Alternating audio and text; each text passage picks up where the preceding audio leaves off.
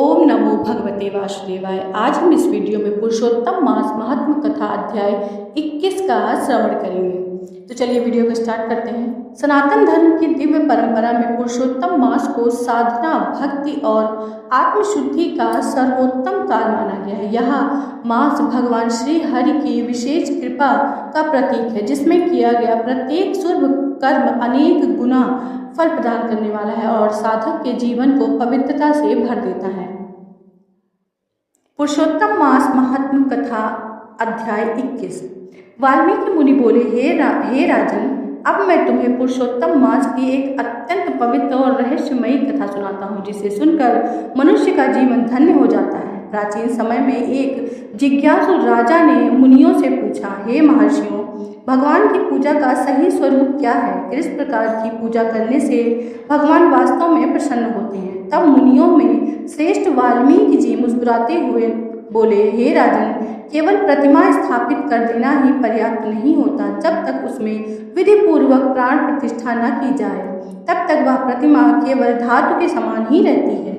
उन्होंने आगे कहा, जो साधक भगवान के बीज मंत्रों और वैदिक मंत्रों से श्रद्धापूर्वक प्रतिमा में प्राणों का आवाहन करता है, वही उस प्रतिमा को सजीव बना देता है। तब उसमें स्वयं भगवान का निवास हो जाता है। यह सुनकर राजा अत्यंत चकित हुआ और बोला, हे मुनिवर, इसके बाद क्या करना चाहिए? वाल्मीकि मुनि बोले, इसके बाद साधक को अपने मन को एकाग्र करके भगवान पुरुषोत्तम का ध्यान करना चाहिए। वे श्याम वर्ण श्रीवत्स चिन्ह से युक्त त्रिभंग मुद्रा में और राधा रानी के साथ अत्यंत मनोहर रूप में विराजमान है। फिर उन्होंने समझाया, हे राजन, जब साधक संकल्प लेकर नियम और पवित्रता के साथ भगवान का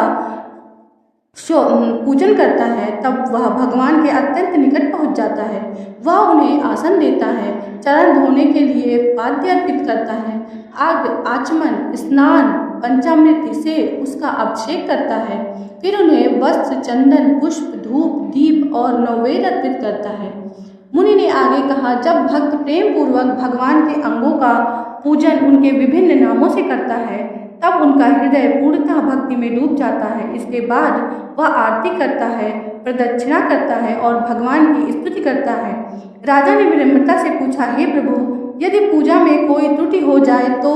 तब वाल्मीकि जी बोले, हे राजन, मनुष्य से भूल होना स्वाभाविक है, इसलिए अंत में मंत्रहीन, क्रियाहीन कहकर भगवान से क्षमा याचना करना चाहिए। भगवान तो भाव के भूखे हैं, वे सच्चे हृदय की भक्ति को ही स्वीकार करते हैं। फिर उन्होंने कहा, पुरुषोत्तम मास में जो भी भक्त प्रतिदिन तिल से हवन करता है और घृत का अखंड दीप प्रज्वलित करता है, उस पर भगवान विशेष कृपा करते हैं।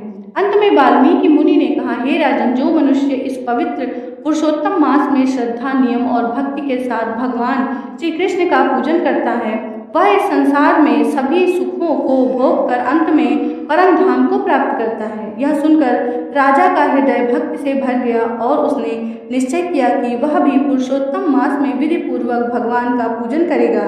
इस प्रकार यह कथा हमें यह सिखाती है कि सच्ची श्रद्धा, विधि पूर्वक पूजा और भगवान के प्रति पूर्ण समर्पण ही जीवन को सफल बनाते हैं। बोलो विष्णु भगवान की जय।